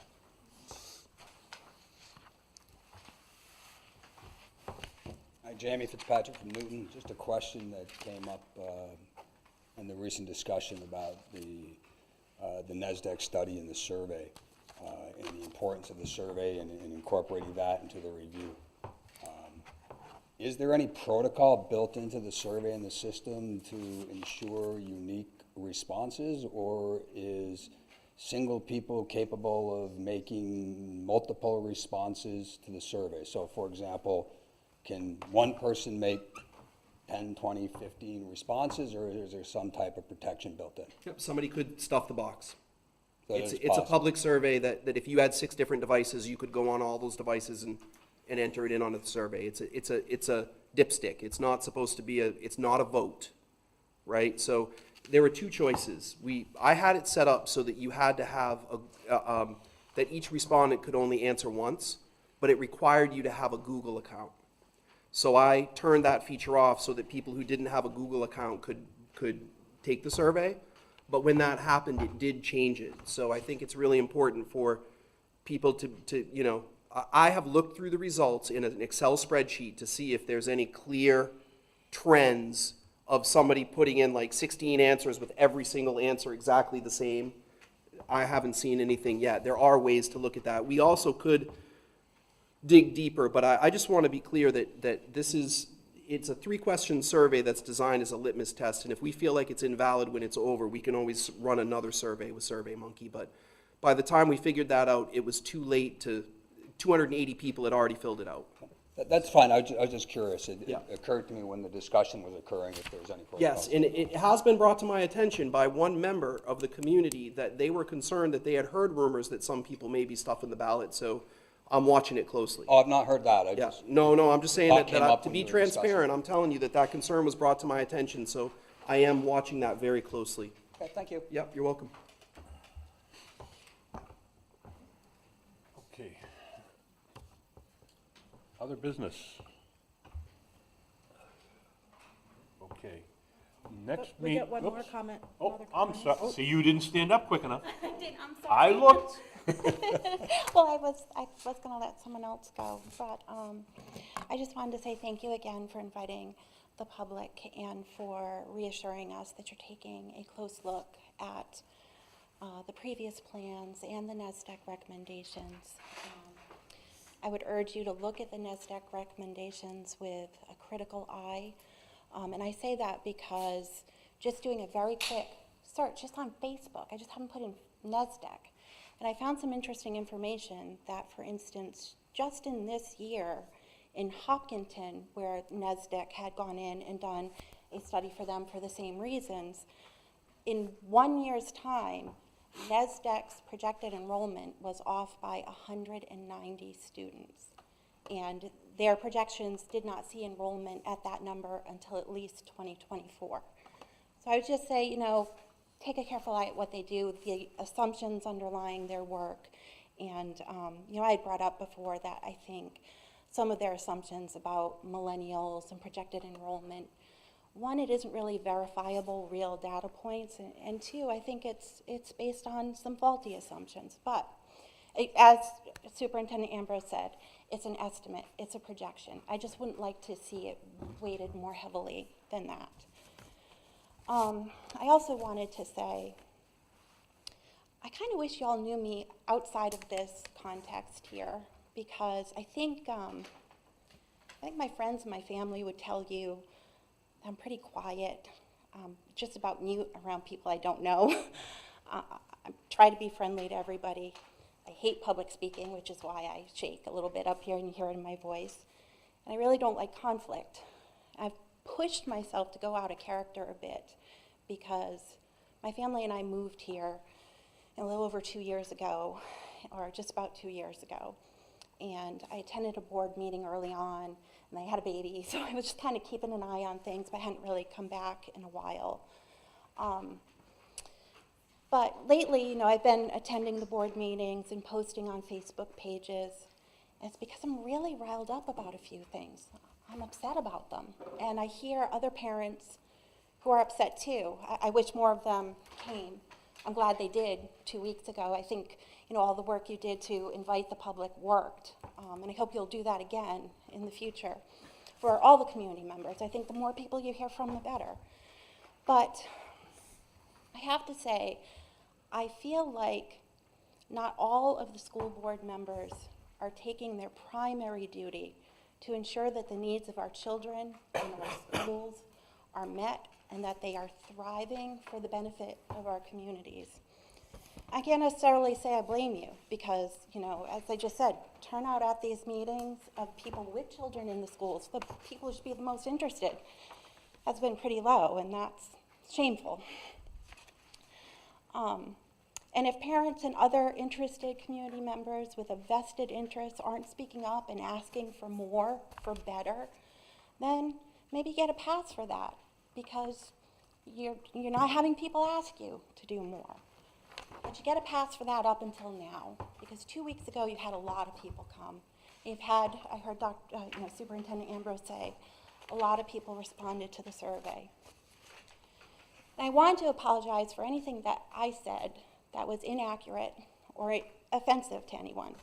And I specifically apologize to the superintendent and members of the board that I believe have the well-being and the best interests of our kids at heart, and our schools, our teachers, and our communities in mind.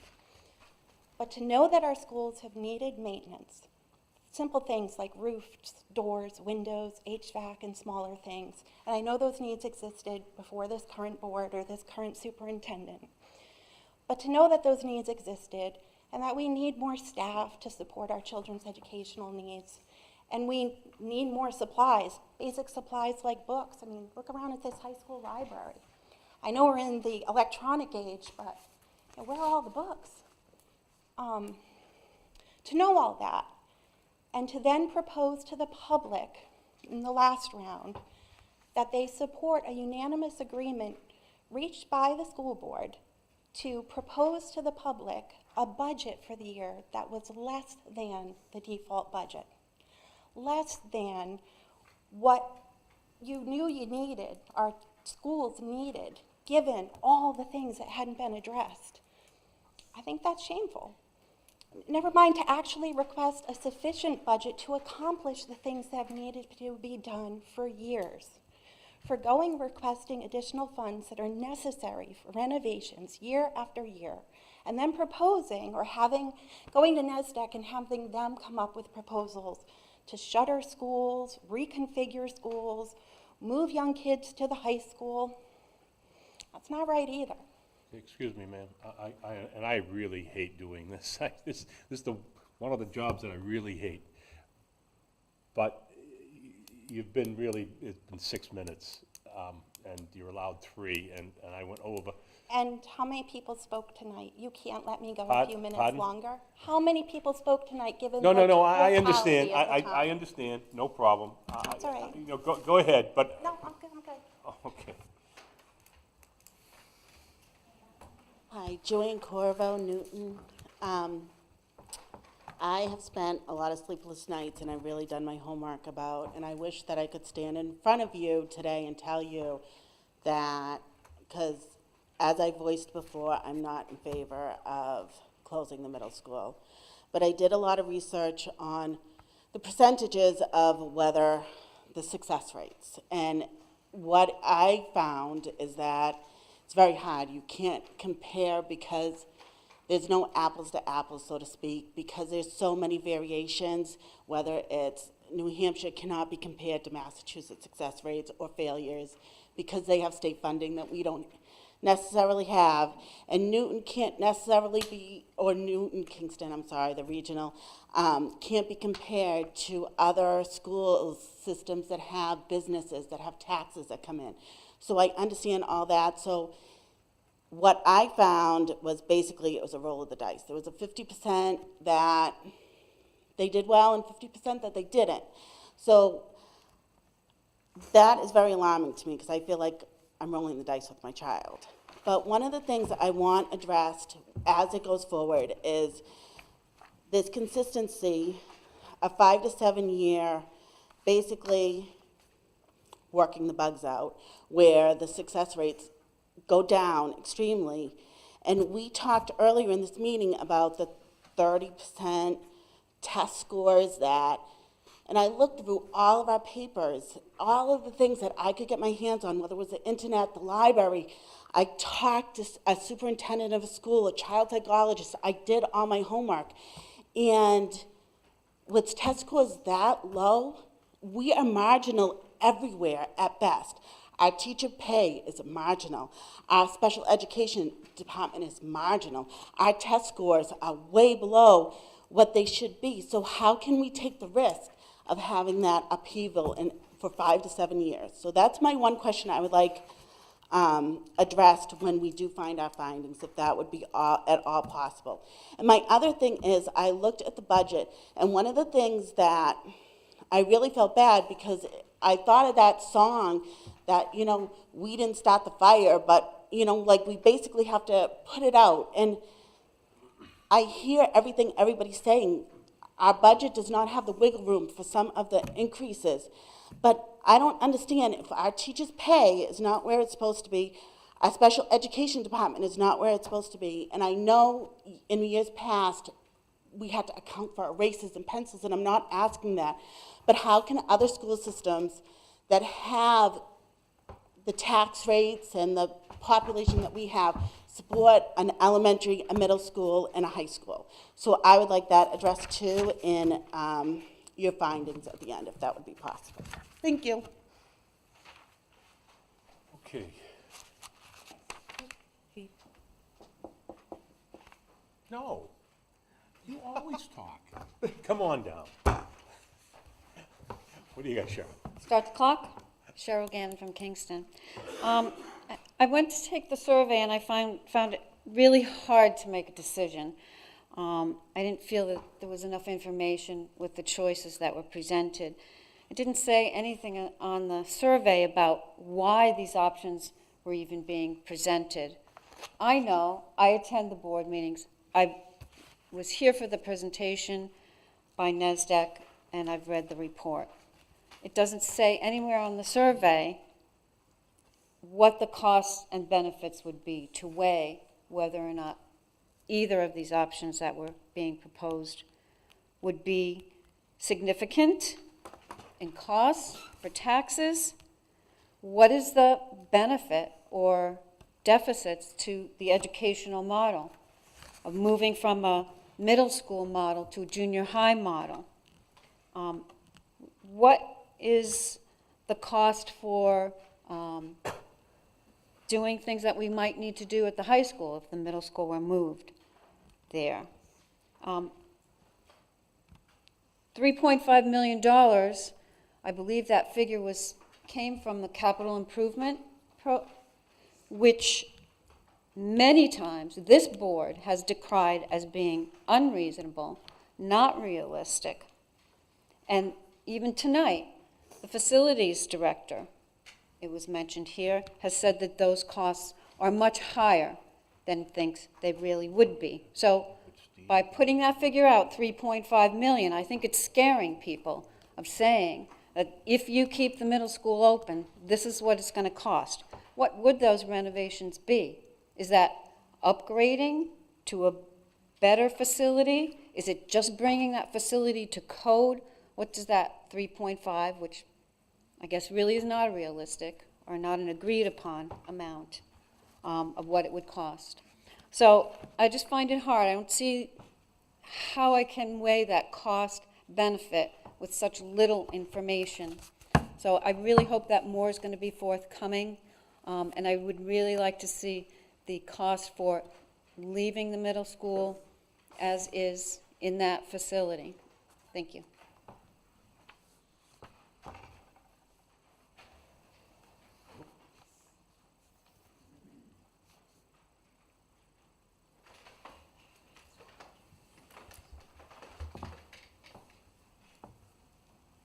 Good evening, board. My name is Heather Bell. I'm a parent from Newton.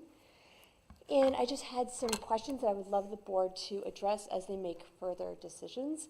The first is, I've heard some costs associated with upgrading the high school if the 7th and 8th grade students eventually would be transported and moved to this facility. However, I've heard different options of 6th grade being moved to Beggy or Memorial. Would there be any facility costs necessary at those two schools to retrofit additional students and the developmental and educational needs for those 6th grade students? So it would be potentially 3 schools needing facility upgrades. The second is, I'll take a little bit more of your time that was taken away from you, and that is, I think the middle school is in a position, it was built, I think, in 1975, something like that. 77, 77. roughly. We're Okay. working on some numbers with Close. that, yes. So I think the lack of budget over the years has created the situation that the school, along with certainly reduced enrollment, the facilities have not been kept up over the years. Can there be any guarantee from the school board that at both Memorial, Bakey, and here at the high school will keep updated facilities so we're not in the same position in future years? And my last comment is, I think financially is driving this decision, certainly. But keep in mind the emotional and academic needs of those students and what will their lives, the 6th, 7th, and 8th graders, be like going forward. And I think many of that will be addressed in the survey, but it should not be simply a fiscal decision.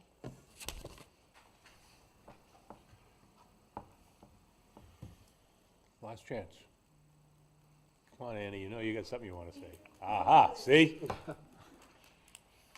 Hi, I'm Kelly Cullivan. I am a mother in Newton, and I just actually wanted to bring up a little point that kind of stuck in my head tonight with the discussions with the school board, was that we're getting estimates on how much it will cost to fix the middle school.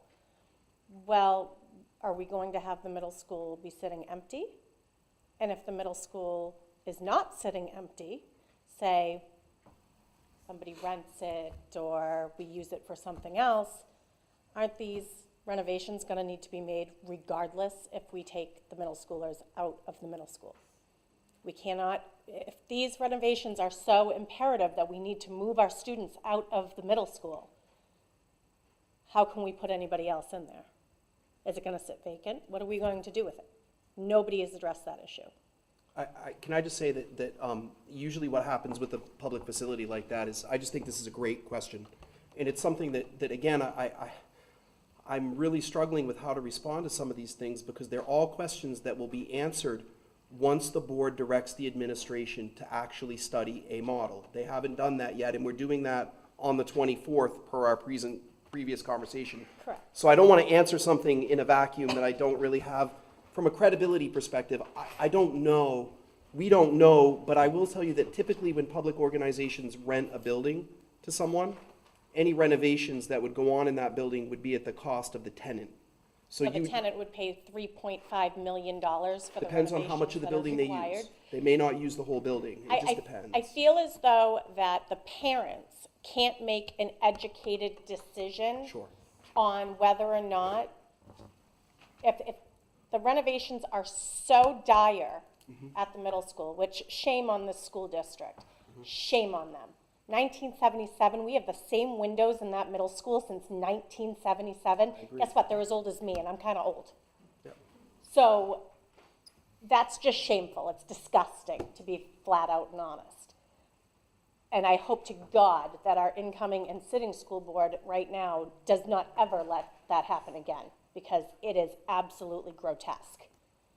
However, with that being said, you can't expect parents and residents of Kingston and Newton to say, okay, fine, yeah, let's send our 7th and 8th graders over to the high school, which I think a lot of people would probably be okay with if it's gonna cost us tax-wise, because renovations still need to be made over at the middle school. I think that's a really big reservation that the board isn't taking into consideration. A lot of people are hesitant, number one, because we want our kids to have the middle school experience, which if we're assured that they will, I think they'll be fine. But secondly, we need to know if we're going to be hit with a $3.2 million tax bill for renovations on a middle school that our kids aren't even going to anymore. That's all. If I could just make one general comment. Every question you had tonight, we have the same questions. But we don't know where we're going yet. So we can't answer those questions because we haven't even decided or had discussion one about what option we're even going to look at. You're absolutely correct in everything you say. We're asking the same questions. We haven't even, we've taken maybe, I guess we could say maybe we've taken the first step. We've got the study. We're sending the survey out. But until we decide which options we're gonna look at, we don't even know what questions to ask there. You're right, we kinda end up with a vacant building, right? But there are, probably 10 options about what you do with that building. Do you rent it out? Do you move the superintendent's office there? Do you mothball it? Do you sell it? I'm not for that, but so please don't go down that road. But there are so many options that we don't know yet. And we won't know until we at least come up with an idea of what we're going to do. So your anxiety is worse for us because we're the ones that have to make the decision. And no matter what decision we make, X number of people are gonna be for it, X people are gonna be against it. Hey, nobody forced us to take this job, right? We actually spent money with signs saying, vote for me. So, but I think you'll agree that we hear you, and we are working to hear more from you, and that what you say has weight. But right now, we're not sure where we're going. Your knowledge is about the same as ours because we've talked about it how many times here? We haven't had discussions in back rooms or nothing. We haven't discussed option one yet, and that'll all be done at meetings, all right? So I think we all understand your anxiety. Ours is the same. I think it's important for community members to know too that, and please tell me if I'm wrong, but the survey isn't your last opportunity to weigh in. It's the first. There will be many meetings and conversations and opportunities to weigh in, so I hope that everyone understands that this is a long process that has multiple checkpoints and conversations with folks. And I just don't want you all to feel like yeah, we don't know, we just want to get a sense of what the community can and can't tolerate or what they have questions about to get the process going. The survey is to start the process, not to end it. And I think that you're right that if I were asking people, my opinion would be I wouldn't expect anyone to feel like they could make a decision about any of this at this time.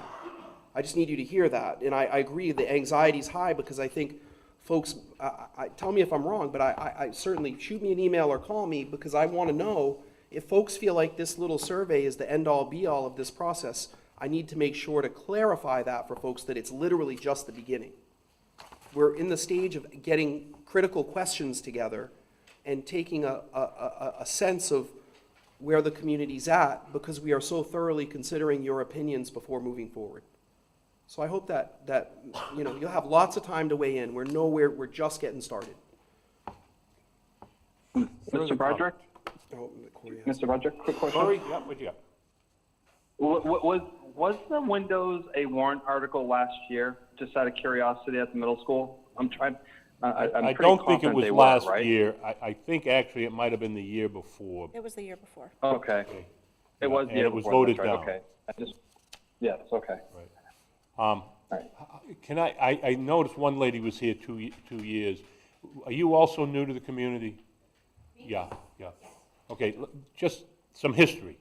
I taught here. My classroom's right upstairs. I was down at the old school. I moved in there in 1987. The casements to my windows were broken. I moved out of there to move into this school about, 15 years later? The casements to my windows were still broken, and every June I wrote down what my classroom needs. When you talk about windows, you're definitely touching a sore spot with me. It's shameful and it's disgusting. Yeah. So we are we're aware of it. Yeah. Okay, so, other business. Next agenda. I have for the agenda the NASDAQ report. Mr. Trammell? On the 24th. Yes. For this next agenda, we have, Well, okay, I'm sorry, next agenda. I'm gonna move to the 24th because on the 17th, there's no board meeting. there's no board meeting because we're meeting so many meetings now. No, we have one on the 10th though with Fremont. We have one on the 10th, but I'm gonna jump to the 24th, which is, I don't think we're gonna have Mr. Trammell and the NASDAQ report and the board evaluation report and the Fremont so I'm looking right now the 24th, Phyllis, because that's the one we'll be talking about next Thursday, because we're gonna be talking tomorrow about the Fremont one. Right. Okay, so we got the NASDAQ report, Mr. Trammell with the math, board evaluation. Is there anything that anybody would like to put on the agenda as of now? There's always a few things that come up, all right? So those would be for the 24th, Phyllis. Next week, right, will be the Fremont meeting. Don't know how long it's gonna take. We've got things to do here. We will have those policies, right? Well, you and I will discuss it, but as of now, because he said they're quick, so that's fine. I've got 4 items that Fremont asked us to consider. Okay, for but the you agenda. wanna tell us? I just so thought I they- should read them out loud. Yeah, They'd sure. like to discuss the That way you NASDAQ can study. think about 'em. They'd like to discuss the NASDAQ study with us, which is Yep. logical. Okay, They'd like an update on the memorandum of understanding that we signed last year and are now implementing. And they'd like to talk about their goals and sharing of goals. And they'd like to ask us some questions about our FY 19 and 20 goals. And then we have a non-public. plus we'll have your policies. Yep, and some policies. Anything else that might come up. Yeah. There won't For be- those who don't know what I'm talking about, every Thursday, the superintendent, and of course Phyllis, because she does all the paperwork, we sit down and we come up with what the agenda is, you know. That's the Thursday before the meeting. But anyway, okay. Announcements. The next meeting of the Sanborn Regional School Board meeting will be a joint meeting with Fremont. It'll be held Wednesday, October 10th from 6 to 9 p.m. in the library at the Sanborn Regional High School. So that's right here. Okay? We are going to be going into non-public. So I need a motion for that, and then we'll take a couple minutes break, and then we'll go. So, Okay. I move that we go into non-public session per RSA 91-A:3, 2, Charlie and Delta. oh, you 28 years in the Navy and submarines. That's, he's been holding his breath too long. Charlie and Delta, okay. C&D. Gotta have a friendly meeting here. Okay. Need a second. Second? Second. Yes. Jim? Yep. Yes. Yes. Yes. Yes. Corey? Yes. Okay, that's unanimous Yeah. by voice vote.